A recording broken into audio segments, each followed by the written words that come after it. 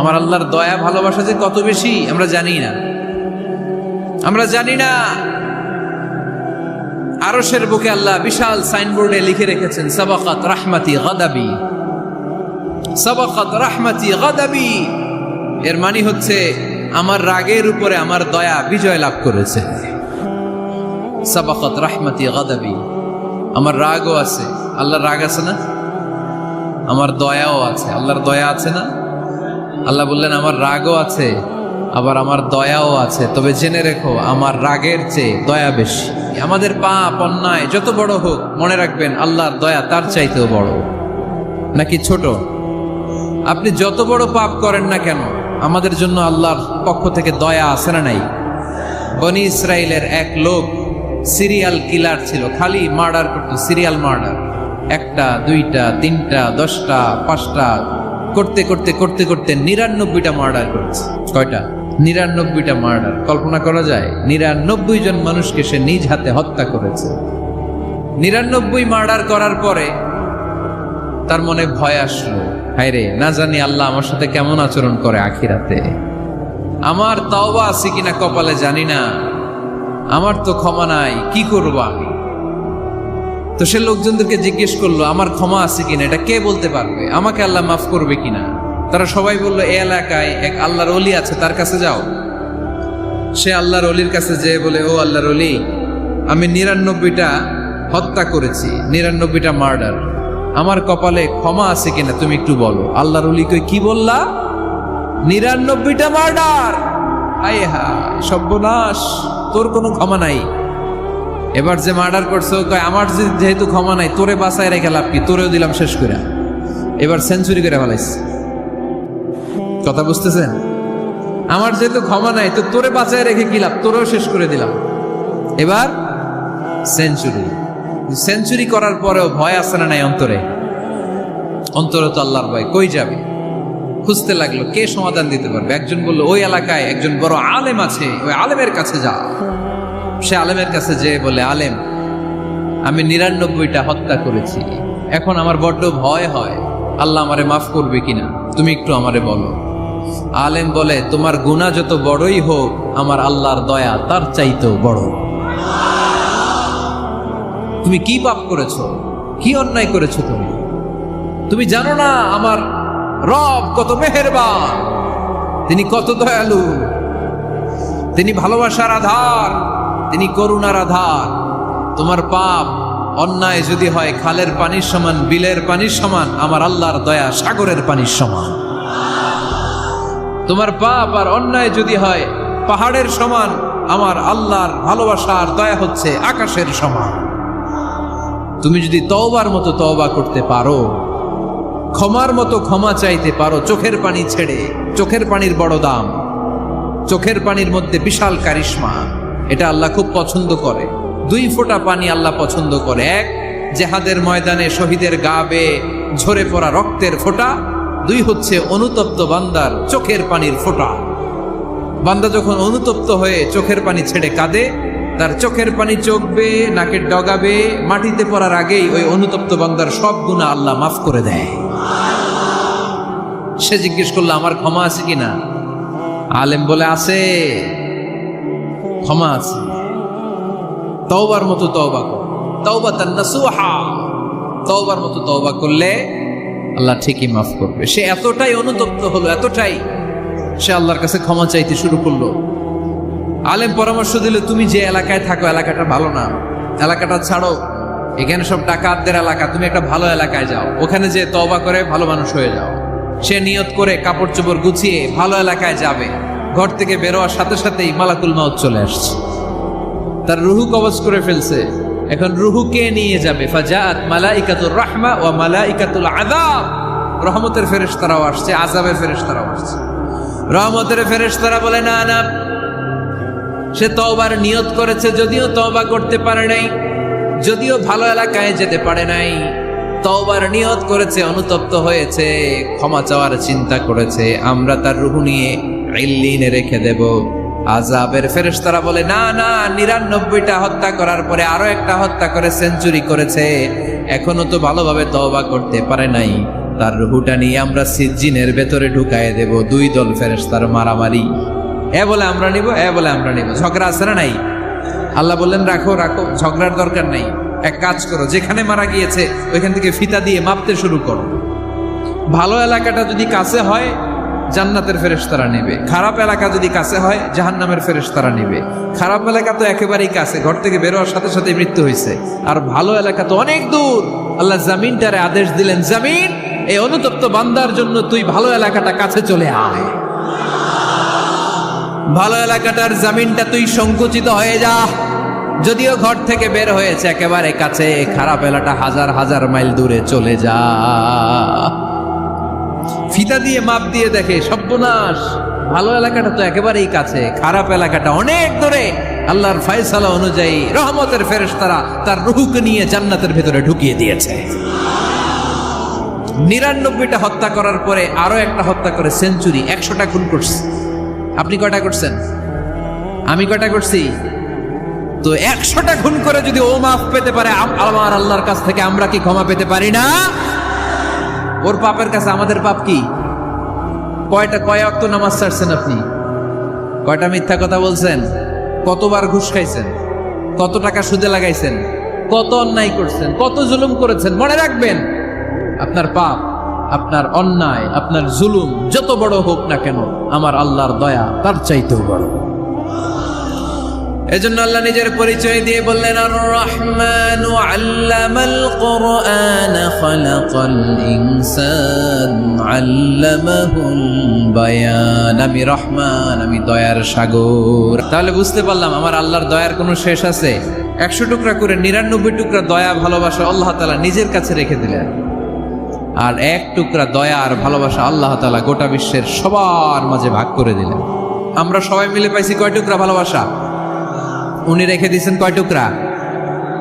ওই 1 টুকরার কিছু অংশ আমিও তো পাইছি, তাই না? আপনি পেয়েছেন, আমরা সবাই পেয়েছি, গোটা বিশ্বের সবাই, আদম আলাইহিস সালাম থেকে শুরু করে কিয়ামত পর্যন্ত যারা আসবে, এসেছিল এবং এখন আছে, সবাই মিলে কয় টুকরা? ওনার কাছে কয় টুকরা? কিন্তু এই 1 টুকরা যে আমরা সবাই ভাগে যোগে পাইলাম, আমাদের ভালোবাসার নমুনা দেখছেন? একজন আর একজনের ভালোবেসে বলে আত্মহত্যা করে ফেলে, আছে না নাই? আছে না?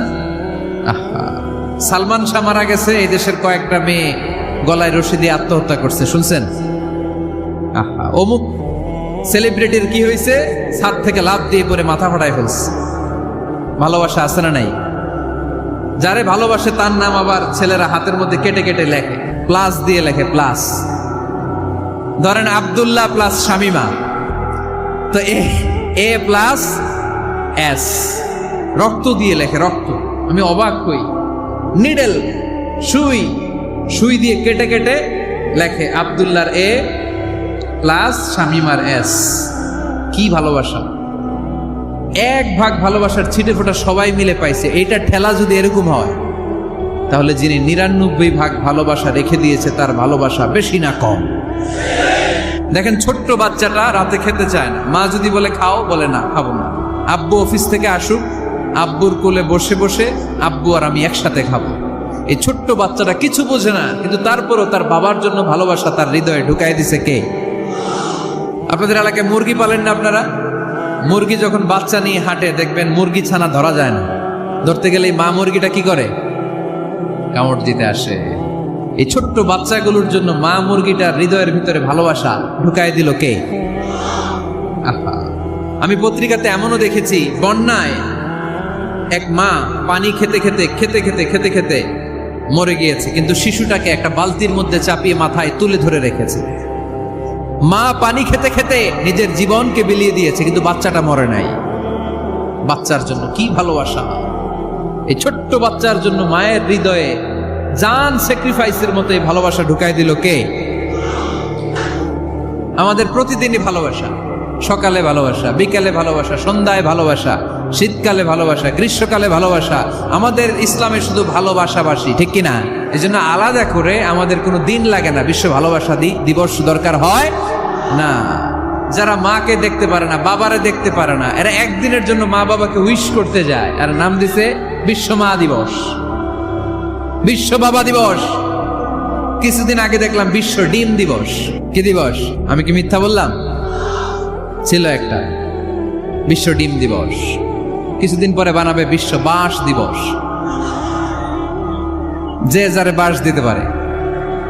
এরপর একটা বানাইছে শুনলাম বিশ্ব চিন্তা দিবস। তো এটা কি দিবস? কয় এই দিন আমরা সবাই মিলে চিন্তা করি যে আসলে আমাদের কি চিন্তা করা দরকার, আছে না নাই? তো এই যে ওরা বিশ্ব মা দিবস, international mother day, international father day, মা দিবস বাবা দিবস বছরে একবার ওল্ড হোমে রেখে আসে, বৃদ্ধাশ্রমে। যেহেতু সারা বছর বৃদ্ধাশ্রমে, বছরে একদিনও যদি মারে স্মরণ না করি কেমন হয়? তো একদিন ওই মা দিবসে মারে একটা কার্ড দিয়ে উইশ করে আসে, কিছু টাকা দিয়ে আসে। ওদের তো মা বাবার প্রতি দয়া নাই, শ্রদ্ধা নাই, ভালোবাসা নাই, এজন্য ঘটা করে ওদের দিবস পালন করা লাগে। আমাদের 24 ঘন্টা 365 দিনই ভালোবাসা, তাই এই দিবস ফিবসের আমাদের দরকার নাই। চিল্লায় বলেন ঠিক কিনা? জন্মের পর থেকেই তো আমাদের ভালোবাসা, মৃত্যু পর্যন্ত ভালোবাসা, আমৃত্যু ভালোবাসা। এই জন্য বিশ্ব ভালোবাসা দিবস, এটা ইসলাম কখনো সাপোর্ট করে না। ভালোবাসার কেন্দ্রবিন্দু একজন, চিল্লায় বলতে হবে তিনি কে? দেখেন, এক টুকরা ঠেলায় বিশ্ব ভালোবাসা দিবস আমরা পালন করি।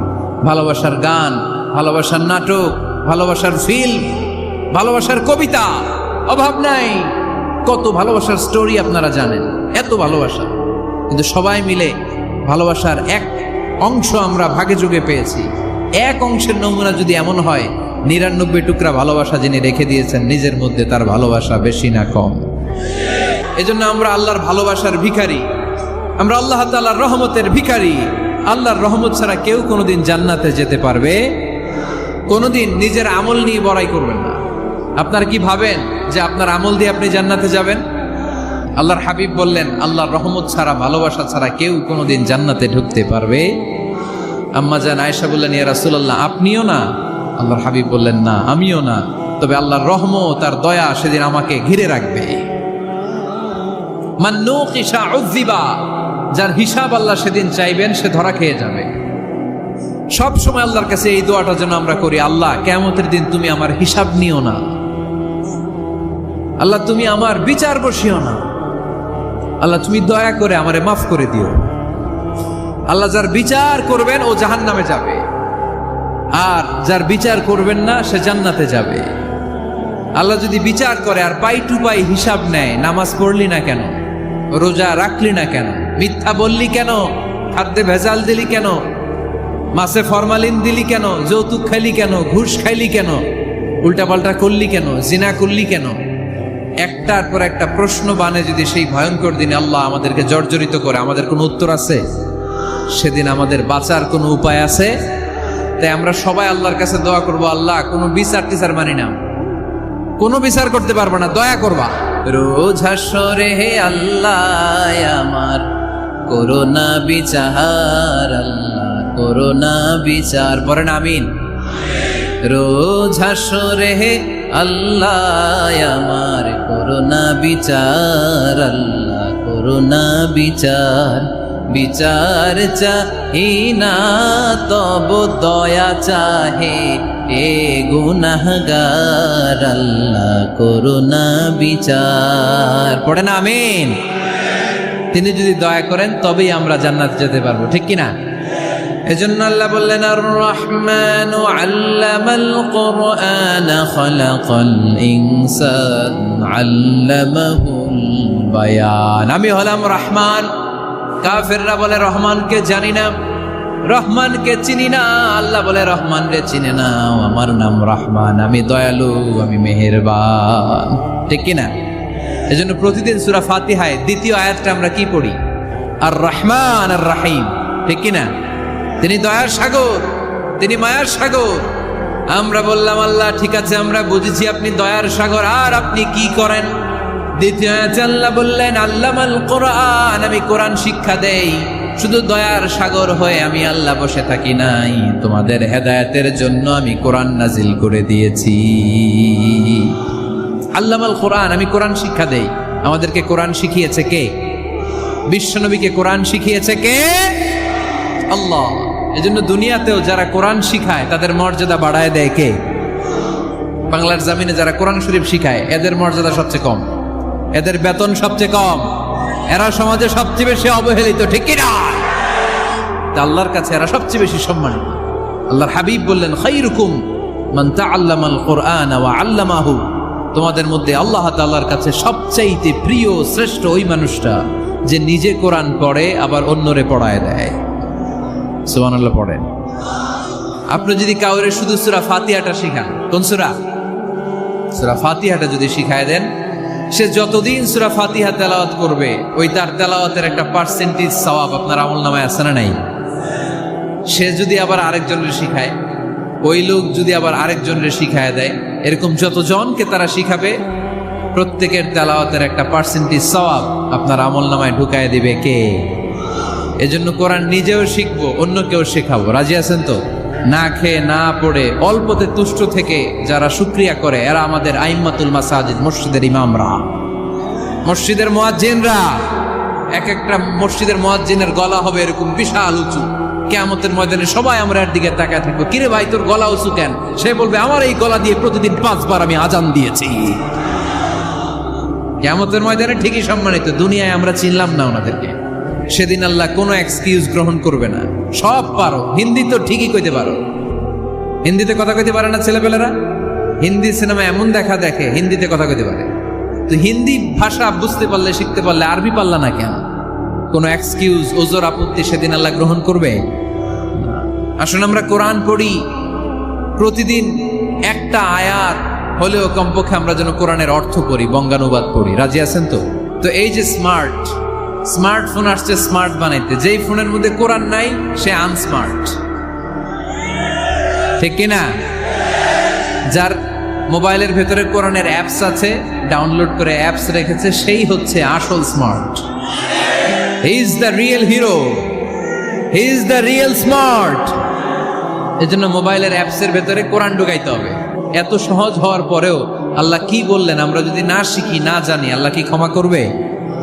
যা বলার সব আল্লাহ বলে দিয়েছে এই কোরআন।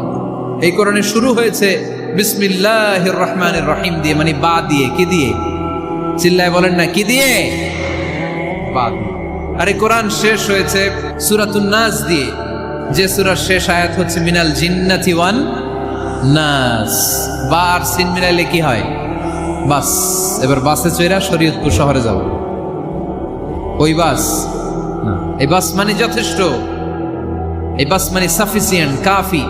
আল্লাহ বুঝালেন এই 30 পারায় 114টা সূরায় আমি যা দিয়েছি এটাই বাস, যথেষ্ট, নতুন করে আর কিচ্ছু লাগবে না। চিল্লায় বলেন ঠিক কিনা?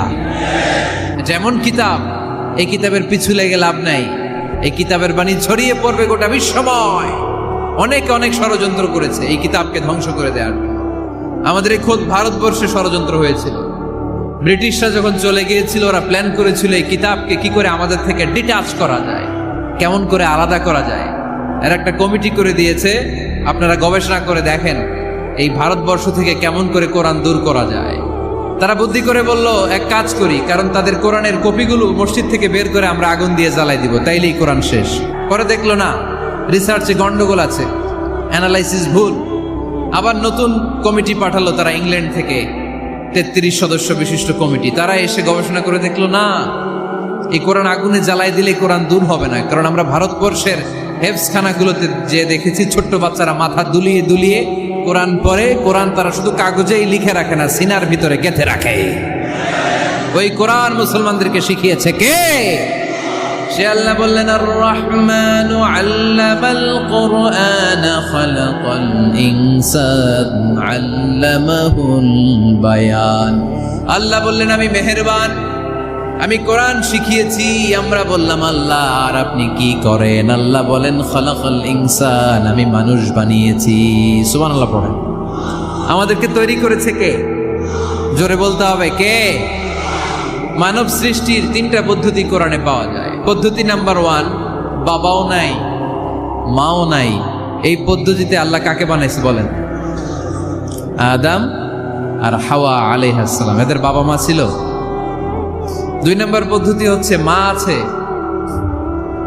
কিন্তু বাবা নাই।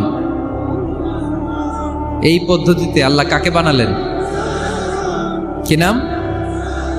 ঈসা আলাইহিস সালাম। 3 নম্বর পদ্ধতি হচ্ছে মাও আছে বাবাও আছে। এই পদ্ধতিতে আল্লাহ কাদেরকে বানিয়েছেন? আমাদেরকে বানিয়েছেন। তাহলে পদ্ধতি কয়টা? তিনটা। আদম আলাইহিস সালামকে বানানোর পদ্ধতিও তিনটা। প্রথমে আল্লাহ তিন লাজিব এঁটেল মাটি নিলেন, তারপর নিলেন হামাইম মাসনুন কাদামাটি, তারপরে এটারে বানালেন ঠনঠনে শুকনো মাটি। সাইয়েদনা আদম আলাইহিস সালামের অবয়ব তৈরি করলেন 60 হাত লম্বা করে। সাইয়েদনা আদম আলাইহিস সালামকে যখন আল্লাহ বানিয়েছেন কয় হাত লম্বা? সহিহ বুখারীর বর্ণনা, লাম্মা খালাকাল্লাহু আদামা ওয়া কানা তুলুহু 60 যিরাআন। আল্লাহ তাআলা যখন আদম আলাইহিস সালামকে বানালেন 60 হাত বা 60 গজ লম্বা করে বানালেন। আপনারাও যারা জান্নাতে যাবেন 60 হাত লম্বা হয়ে জান্নাতে ঢুকবেন। কয় হাত লম্বা? সুবহানাল্লাহ পড়বেন না? আদম আলাইহিস সালামকে বানালেন। আবার মায়ের পেটে যে আমরা বড় হলাম, এইখানেও আমাদের তিনটা ক্যাটাগরি, তিনটা ধাপে তিনি আমাদেরকে বানালেন। মায়ের পেটে 9 মাস কি করছিলেন মনে আছে আপনাদের? শরীয়তপুরের ভাইরা মনে নেই কেন? হ্যাঁ, আমাদের কারোরই মনে নাই, ঠিক কিনা? এই 6 মাস 8 মাস কই যে ছিলাম, কোথায় ছিলাম আমরা মনে করতে পারি না। স্মৃতির পাতা হাতড়িয়ে যত পিছনে যাই আর ভুলতে থাকি। মনে আছে ছোটবেলার কথা? মনে নাই। আমরা সবাই কিন্তু এত বড় ছিলাম না ভাই, ছোট্ট ছিলাম, ছোট্ট। মায়ের জরায়ুর দেয়ালের মধ্যে লেপ্টে ছিলাম। নুতফা, আলাকা, মুদগা, sperm drop, blood clot and the little flesh. ছোট্ট নাপাক পানি ছিলাম। ওইটারে আল্লাহ বড় করতে আরম্ভ করলেন। বড় করতে করতে রক্তপিণ্ড বানালেন। রক্তপিণ্ড থেকে আল্লাহ গোশতপিণ্ড বানালেন। আমরা প্রত্যেকে এরকম একটা গোশতের টুকরা ছিলাম। এটার ভিতরে আল্লাহ কঙ্কাল ঢুকালেন, আমার স্কেলিটন, আমার কঙ্কালটা, আমার অবয়বটা ঢুকালেন। তারপরে আবার গোশত দিয়ে প্যাকেট করলেন, তার উপরে আবার চামড়ার প্যাকেট পড়ায় দিলেন। পড়েন সুবহানাল্লাহ। এরপরে 9 মাস পরে এই পৃথিবীর বুকে স্মুথলি আমাকে আসার সুযোগ দিলেন কে?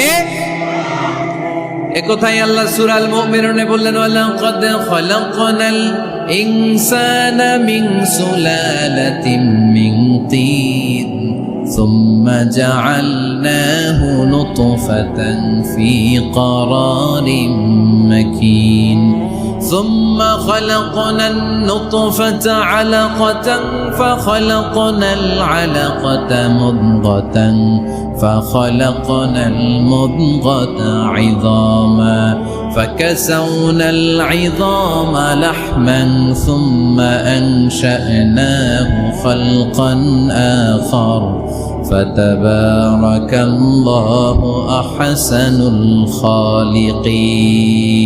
পড়েন আল্লাহু আকবার।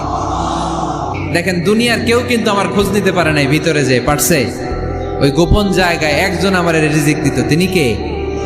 আমার নাভির সাথে আমার মায়ের জরায়ুর একটা কানেকশন ছিল।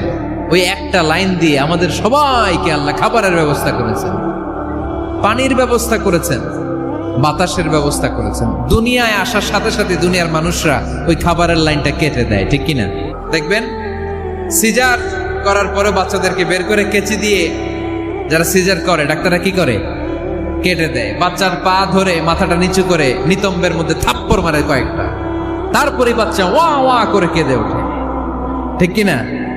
আমরা আমাদের কানে শুনি ওয়া ওয়া, আসলে সে আল্লাহর কাছে কেঁদে কেঁদে ফরিয়াদ জানায়, বলে আল্লাহ 9 মাস 10 মাস মায়ের পেটের ভেতরে ছিলাম, কেউ তো খোঁজ খবর নিল না। তুমিই তো আমার এই নাভির সাথে মায়ের জরায়ুর একটা লাইন দিয়ে ওই এক লাইনে খাবার, এক লাইনে পানি, এক লাইনে বাতাস ঢুকিয়েছো। 9টা মাস এই খাবারের লাইন আমার ঠিকঠাক ছিল, আমার টেনশন ছিল না। দুনিয়ার বুকে আসার সাথে সাথেই, এদের সাথে আমার কি শত্রুতা আমি জানি না, আসার সাথে সাথে আমার খাবারের লাইনটা কেটে দিস। আল্লাহ একটা মাত্র খাবারের লাইন ছিল, মানুষগুলো কেটে দিল। আমি এখন কি খাবো? আমি এখন যাব কই? আল্লাহ বলে কাঁদিস না, 8 মাস যেমনি খাওয়াইছি এখনো খাওয়াবো। সুবহানাল্লাহ পড়েন। খাবারের একটা লাইন ছিল, কেটে দিয়েছে। ওই একটার বিপরীতে তোর মায়ের বুকের ভেতরে এখন খাবারের 2টা লাইনের ব্যবস্থা করে দিলাম।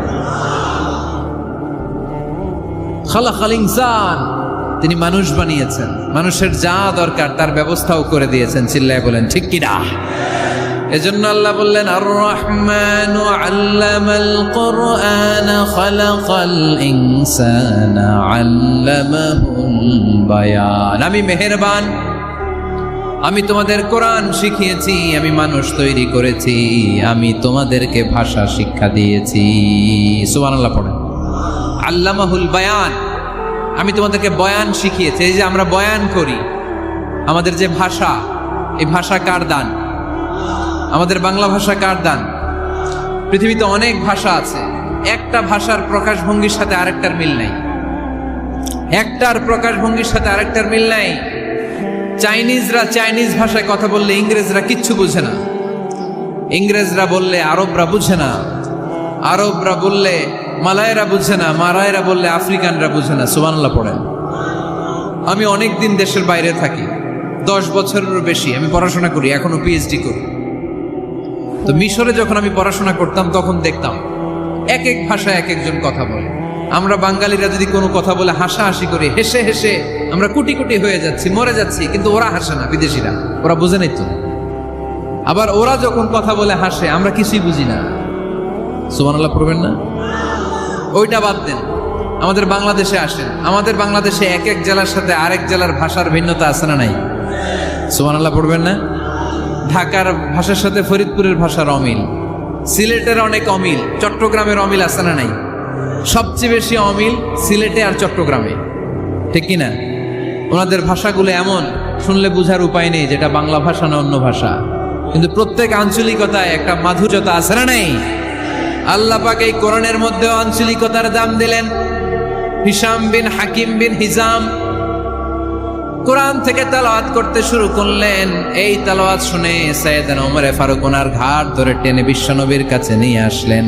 ওমরে ফারুক বললেন, ইয়া রাসূলুল্লাহ, দেখেন হিশাম বিন হাজিম কেমন করে কোরআন পড়ে, দেখেন ভিন্নভাবে কোরআন পড়ে। আপনি শিখাইছেন একভাবে, ও পড়ে আরেকভাবে, ওর বিচার করেন। আসলে আরেকভাবে পড়ে নাই, অন্য আঞ্চলিকতায় পড়েছে। যেমন আমরা পড়ি ওয়াদ্দুহা ওয়াল লাইলি ইযা মা ওয়াদ্দাআকা রাব্বুকা ওয়া মা ক্বালা ওয়ালাল আখিরাতু খায়রুল লাকা মিনাল উলা। কিন্তু কোরআনের আরেকটা লাহজা বা আরেকটা পড়ার পদ্ধতি আছে, যেখানে ওনারা পড়ে ওয়াদ্দুহি ওয়াল লাইলি ইযা সাজে মা ওয়াদ্দাআকা রাব্বুকা ওয়া মা ক্বালা। সুবহানাল্লাহ পড়বেন না? হাশিম বিন হিকাম এরকম বাঁকা করে পড়ছিলেন। ওমরে ফারুকে বাঁকাটা শিখেন না, উনি শিখছিলেন সোজা। ওমরে ফারুক আবার সোজা সাপটা পছন্দ করতেন। সুবহানাল্লাহ পড়েন। বিশ্বনবী বললেন, হিশাম বিন হিজামকে তুমি ছাড়ো। বললেন, হিশাম তুমি কিভাবে পড়েছো? হিশাম বলে, আমি এইভাবে পড়েছি। বিশ্বনবী বললেন, হাকাদা উনজিলাত, এভাবেও নাজিল হয়েছে, সমস্যা নাই। ওমর তুমি কিভাবে পড়েছো? ওমর বললেন, আমি তো এইভাবে শিখেছি। বিশ্বনবী বললেন, এভাবেও নাজিল হয়েছে, সমস্যা নাই। উনজিলাল কোরআনু আলা সাবআতি আহরুফ ফাকরাউ মা তায়াসসারা মিনহু। আরবি ভাষা একটা, কিন্তু এর মধ্যে আঞ্চলিকতা আছে 7টা। এই 7টা আঞ্চলিকতা দিয়ে কোরআন নাজিল করেছে কে? এজন্য আঞ্চলিকতার মর্যাদা আল্লাহ কোরআনেও দিলেন। এজন্য বললেন, আর রহমানু আল্লামাল কোরআন খালাকাল ইনসান আল্লামাহুল বায়ান। আমি মেহেরবান, আমি কোরআন শিখালাম, আমি মানুষ বানালাম, আমি তোমাদেরকে ভাষা শিখালাম। সুবহানাল্লাহ পড়েন। এরপর আল্লাহ বললেন, আশ-শামসু ওয়াল কামারু বিহুসবান ওয়ান নাজমু ওয়াশ-শাজারু ইয়াসজুদান। সুবহানাল্লাহ। আশ-শামসু ওয়াল কামারু বিহুসবান, চাঁদ আর সূর্য আমি তৈরি করেছি তোমাদের হিসাবের জন্য। হিসাব আছে না নাই? তাহলে এই সূর্য আর চাঁদ, চাঁদ আর সূর্যকে আল্লাহ এই মহাবিশ্বে দিয়েছেন হিসাবের জন্য, ঠিক কিনা? আল্লাহর হাবিব বললেন, সুমু লিরুইয়াতিহি ওয়া আফতিরু লিরুইয়াতিহি। চাঁদ দেখে রোজা রাখো, আবার চাঁদ দেখে রোজা ভাঙো। আমরা রমজান শুরু করি কি দেখে? জোরে বলেন। ঈদ শুরু করি কি দেখে?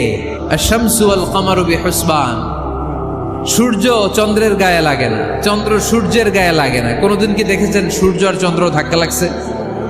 দিনের ভেতরে রাত ঢুকে গেছে, রাতের ভিতরে দিন ঢুকে গেছে, এরকম কি কখনো হয়েছে? সব কিছু একজনের আইন মানে, চিল্লায় বলতে হবে, তিনি কে?